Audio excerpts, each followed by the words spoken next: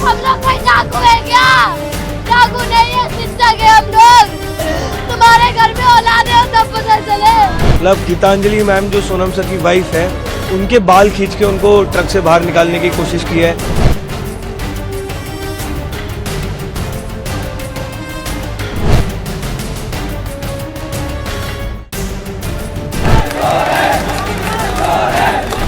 ये सरकार नहीं, अहंकार है। 20 जुलाई ये वो तारीख है जिसे मोदी राज के काले दिन की तरह हमेशा याद किया जाएगा। नाचते गाते अपनी मांगों को उठाते हुए पिछले 1 महीने से देश के युवा प्रदर्शन कर रहे हैं। लगातार बस एक मांग कर रहे हैं कि बदहाल शिक्षा व्यवस्था और लगातार हो रहे पेपर लीक के कारण अब शिक्षा मंत्री धर्मेंद्र प्रधान इस्तीफा दें। लेकिन सरकार के कान पर जूं तक नहीं रेंग रही। पर बीते दिन जो कुछ भी हुआ उससे ये साफ है कि रात भर मोदी और शाह को नींद तो नहीं आई होगी, क्योंकि युवा उनकी नाक तक पहुंच चुके थे, अपनी आवाज उठा रहे थे, बस अपने लिए, देश के भविष्य के लिए एक छोटी सी मांग कर रहे थे। लेकिन सरकार ने बस एक रास्ता चुना, और वो रास्ता क्या है आप सब जानते हैं। #चुप्पी को मारा गया है। आज पूरे लोकतंत्र के लिए, डेमोक्रेसी के लिए, इतिहास के लिए ये काला दिवस के रूप में मनाया जाएगा। आज इस वीडियो में हम आपको ये नहीं बताएंगे कि खराब मौसम में, भारी बारिश में, कड़ी धूप में युवा अपनी मांग को लेकर डटे रहे, क्योंकि हम सब जानते हैं और हमने देखा है कि 20 जुलाई को इन युवाओं के साथ क्या हुआ। आज इस वीडियो में सिर्फ सवाल उठाया जाएगा, और ये सवाल होंगे हमारे सबसे अच्छे दोस्त, समझदार दोस्त और हमें अक्सर मित्रों कहकर पुकारने वाले मोदी जी से। समाजवादी पार्टी के प्रमुख अखिलेश यादव ने कल एक बात कही थी, पहले सुनिए कि उन्होंने क्या कहा था। ये सरकार नहीं, अहंकार है। अहंकारी सरकार, ये सुनकर ऐसा लगता है कि सरकार पर सवाल उठते रहते हैं, और ये उनमें से एक है। लेकिन सरकार का घमंड आपको पता है कब दिखा? जब उससे एक कुर्सी और टेबल तक अरेंज नहीं हो पाई। क्या करना था? बस युवाओं से कुछ मिनट बाद सब खत्म हो जाता। ना युवाओं का ये हाल होता, ना सरकार इतनी बदनाम होती। लेकिन सरकार ने ऐसा नहीं किया। क्यों मोदी जी? क्योंकि बातचीत में सरकार को झुकना पड़ता है, और सरकार युवाओं के आगे झुक जाए ऐसा थोड़ी हो सकता है। ऐसा करने से सरकार का ईगो हर्ट हो जाता, एक्शन लेना ज्यादा आसान होता है। सोशल एक्टिविस्ट सोनम वांगचुक को उठा लो, 2023 में पहलवान बेटियों को घसीट लो, संसद के अंदर बंदूक तान दो, लाठी उठाकर पीट दो, लेकिन बात नहीं करेंगे। अरे बात करना झुकना नहीं होता। यहाँ मोदी जी को वाजपेयी जी को याद करना चाहिए। वाजपेयी जी से विपक्ष भी सलाह लेता था। बीजेपी के सबसे पहले प्रधानमंत्री थे अटल बिहारी वाजपेयी। उनकी इतनी इज्जत थी, वो सत्ता में आए तो विरोधियों से भी रिश्ता बनाकर रखा, और साफ कहना था उनका कि सरकारें आएंगी, सरकारें जाएंगी, पार्टियां बनेंगी, बिगड़ेंगी, लेकिन ये देश रहना चाहिए, लोकतंत्र रहना चाहिए। वो समझते थे कि लोकतंत्र जनता से बनता है, इमारतों से नहीं। इसलिए जब युवा संसद तक पहुंच गए तो पीएम मोदी गाड़ी में बैठकर चले गए, जो बहुत हैरान करने वाली बात है।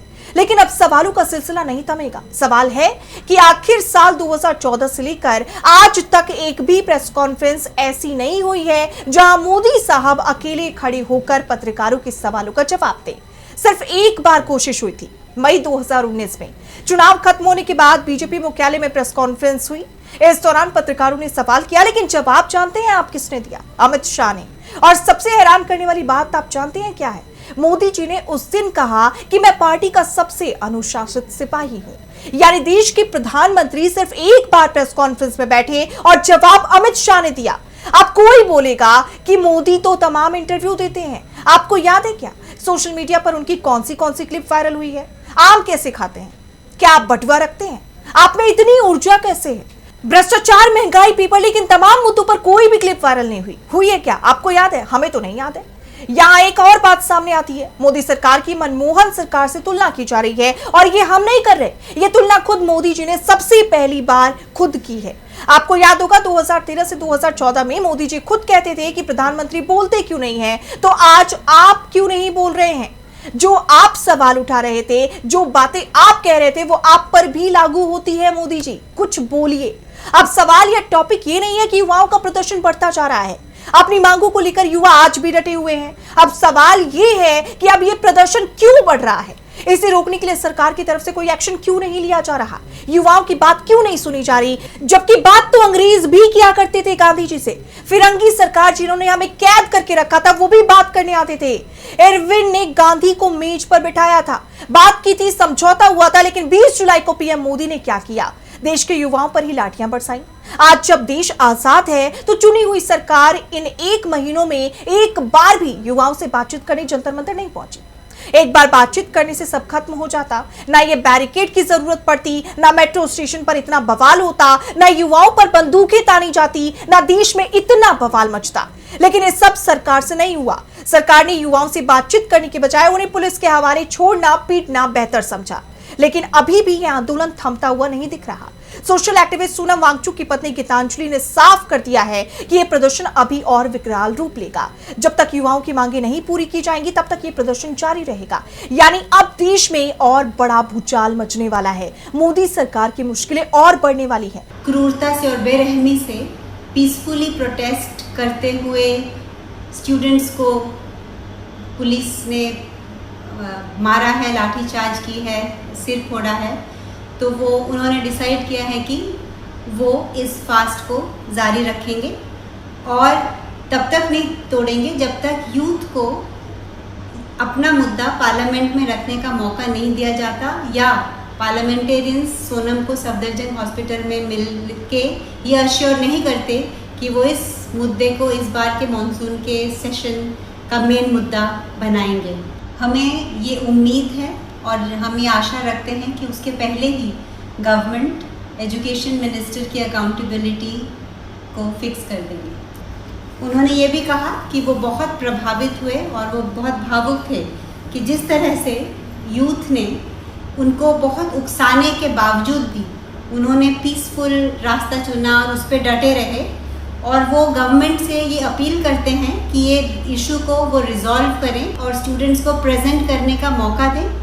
और सोनम कहते हैं कि वो इसकी जिम्मेदारी लेते हैं कि वो स्टूडेंट्स और प्रोटेस्टर्स उसी पेशेंस और उसी शांतिपूर्वक तरीके से जाके पार्लियामेंट में अपना मुद्दा पेश करेंगे जैसा उन्होंने आज प्रदर्शन स्थल पे प्रदर्शित किया। आपको बता दें, इस प्रदर्शन को आज 1 महीने से ज्यादा का वक्त हो चुका है और जिस तरह से बीते दिन जेंसी का गुस्सा सरकार के खिलाफ नजर आया उससे साफ है कि अब सरकार के अच्छे दिन नहीं बुरे दिन शुरू हो चुके हैं, क्योंकि अब सरकार की लड़ाई विपक्ष से नहीं जनता से है और ये जनता देश का युवा है जो देश का भविष्य भी है। मतलब इस बार अगर प्रेस कॉन्फ्रेंस में पीएम मोदी हिम्मत करके बैठते हैं तो शायद अमित शाह भी उन्हें बचा नहीं पाएंगे। इस बार वो जवाब नहीं देंगे। फिलहाल तो इस प्रदर्शन का नतीजा देखने को मिला है, सरकार बैकफुट पर नजर आई है और अब देखना ये होगा कि युवाओं का ये गुस्सा सरकार की नाक में और कितना दम करता है, क्योंकि बीते दिन संसद तक युवा पहुंच चुके थे। आंसू गैस के गोले उस वक्त तक सुनाई दे रहे थे जब कांग्रेस अध्यक्ष मल्लिकार्जुन खड़गे मीडिया को बाइट दे रहे थे।